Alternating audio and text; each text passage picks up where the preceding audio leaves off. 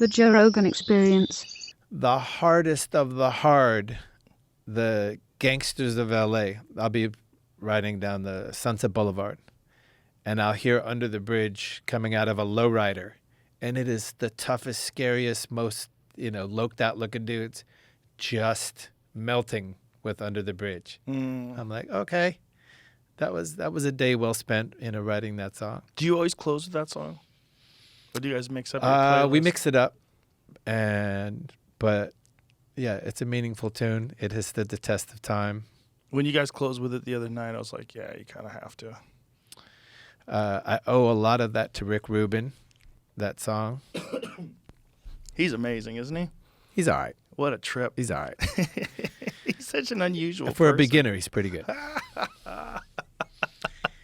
So we were writing Blood Sugar Sex Magic. Yeah. And at the time, we would just spend our days together. He was a lot less busy.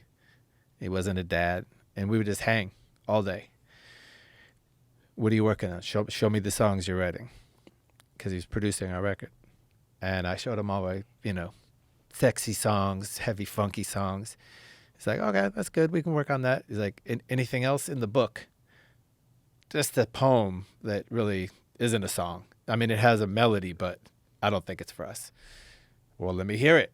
I was like, it's kind of embarrassing. It's a little sentimental. Love to hear it. It was Rick, because Rick knows, there's no rules. You want the thing that's not expected. So I sang him Under the Bridge, and he was like, that's your best song. I was like, it's just a poem. Bring it into the boys. Show them the song.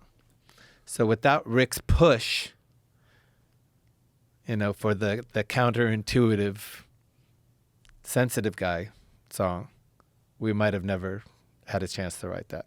There's some people in the world that are magic.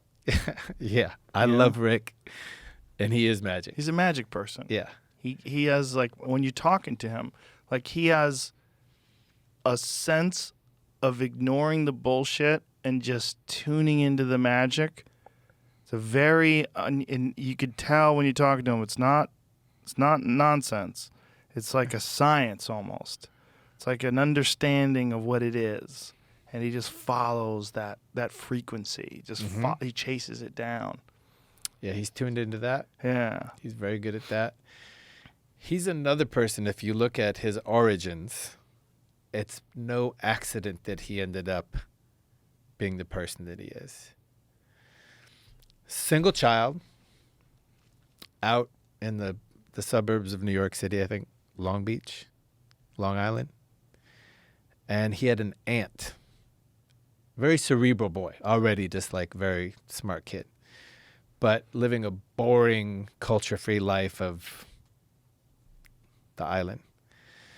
And he had an aunt who lived in Manhattan who loved her nephew. And every weekend or every other weekend, whatever, he would go spend with her. And she was cultured. She was like, we're going to the opera. We're going to the symphony. We're going to the museum. We're going to go see all this different stuff. And Rick was amazed by the music and the art and the culture that she was sharing with him that he wasn't getting in his home life. And he just started tapping into the magic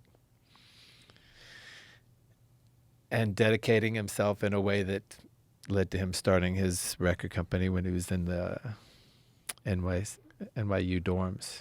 But it wasn't an accident. He got fed the raw materials as a kid, and it opened up his dream. And I think probably also being a single kid, you're not influenced by your siblings either. So you have a chance to sort of be who you actually are. Less influence. He would get on a bus and go 200 miles to see James Brown when James Brown was still on tour by himself. And he would get there 5 hours early. They were like, you got to wait in the parking lot because doors don't open for 5 hours. As a kid by himself to go see James Brown. I was like, yeah, you're qualified. Just out of appreciation, not even thinking there was a career involved in that. That's what's so crazy about his story. Yeah. There was no career to be that guy. Nope. No, he invented a career. Yeah. There was no future in hip hop. No, people looked down upon it. They thought it wasn't even music. Yes. Call us back when you have some music. they would say. Isn't that hilarious? Yeah. He was telling me the whole story of the connection between Aerosmith and Run DMC about people like, what the fuck are you doing? You're like ruining Aerosmith. And then the hip hop people are like, what the fuck are you doing? You're putting hip hop together with rock? What the fuck is that? And then meanwhile, it's like, oh my God, you just united two worlds. Yeah. You united two worlds and opened up a whole new realm of possibility for music. And you just did it by following magic. Yeah. Yeah. So I met him in maybe 1985, and we were flailing. I was lost in a retarded sea of drug addiction. Just too thin to win. How did that start? Huh? How'd that start? I'll tell you, but first I got to share the little Rick tidbit. So I was basically a junkie, but still showing up to work from time to time, which was the basement of the EMI studios on Sunset Boulevard. They gave us a little basement to rehearse in. They had signed us. But we were going nowhere very slowly. Couldn't get out of our own way. But we were still making a buzz. There was still something exciting about us that caught people's attention. And it caught Rick Rubin's attention. And he was with the Beastie Boys, and they were exploding with success and greatness, writing incredible music. And so Rick brought the Beastie Boys to our dingy little recording or rehearsal spot. And he sat there, and we rehearsed while they watched. They're in these little dirty couches watching us, and we went through our songs. And Rick stood up and said, we're going to go now. And I was like, okay. Do we talk again? What's going on? We'll get back to you. Didn't see him for years. Years and years and years went by. Eventually, I got clean, and he came back and said, let's make a record. But I said, what happened that day? You came, and we played, and you disappeared, and I never talked to you again. He's like, I thought somebody was going to get murdered in that rehearsal space. I thought somebody was going to die. I had to leave. That's how dark we had become. That's how dark I had become, is he was afraid someone was going to die, and it was time to leave. Murdered. That's what he said. He's like, you guys were terrifying. You were scary. It felt like somebody was going to die. We had to go. When you look back on those times, do you understand how he thought that? Not exactly, but everybody has their own perception, and there was darkness in the room when you're following that lifestyle. There's definitely instead of a magical energy, there's a very discernible dark energy. Yeah. But I didn't realize it was that dangerous. He was scared. How did you get on the road, the drug road? Well, I think the road was already in me from birth. A combination of predisposed to addiction physically, and then emotionally, I developed the tendencies that I needed to squash some of the noise. Spiritually, a little depleted. So I started smoking weed and loved it. It was a very fun and at the time subversive thing to be a part of. Like today, it's pretty damn common. But then it was very outlaw as a young teenage boy. And years went by and there was no problem. And then I started introducing narcotics at a pretty young age and really had nothing to say about it anymore. I was like the caboose of a train, just going wherever the hell that train said to go. It was interesting and it was exciting, but it was also painful as hell. It was just like, in the end, this is a life of suffering. Fortunately, you know, my destiny was meant to survive that.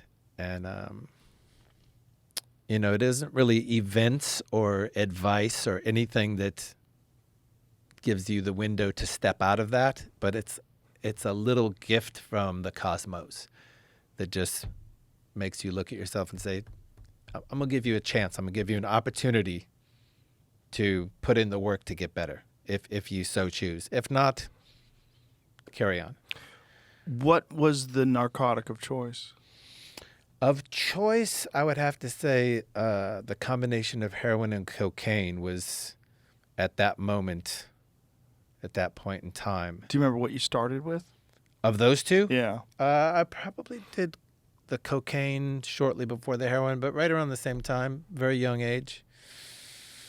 And did you do it because it was the thing that people around you did? Was it just exciting? Was it rebellious? Like, what was it? Was it a part of rock and roll? It had nothing to do with rock and roll or trying to impress or put on a pretense. It was happening around me in my world. It was exciting and dangerous. Like, everyone's afraid of that. You know, I think I'll do that thing that just the word scares people. But it was also a way of checking out. Like in the same way that, you know, one person will sit down in a bar and have some beers and just not stop. Yeah. You know, that allergic reaction Yeah. to the sensation of finding your medicine. Right. I had that reaction. Like I felt whole by putting these things in me until I had to pay the toll.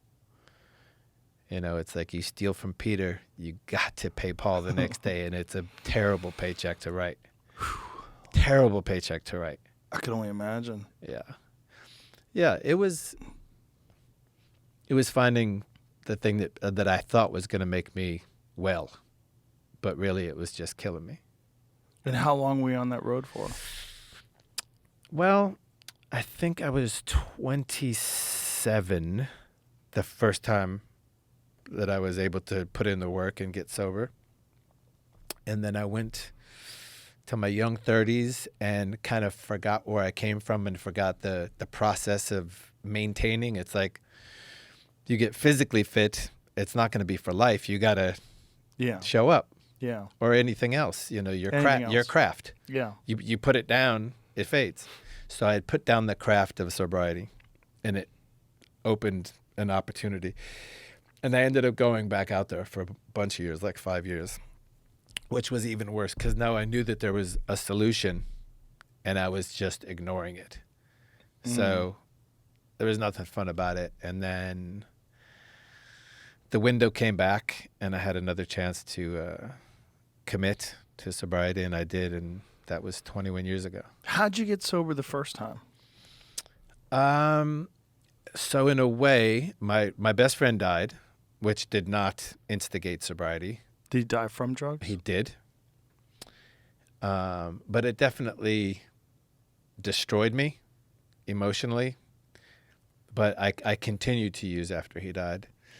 And then I got to the point where I could not turn off the noise with drugs and alcohol, literally flooding my body with the substance and still wide awake.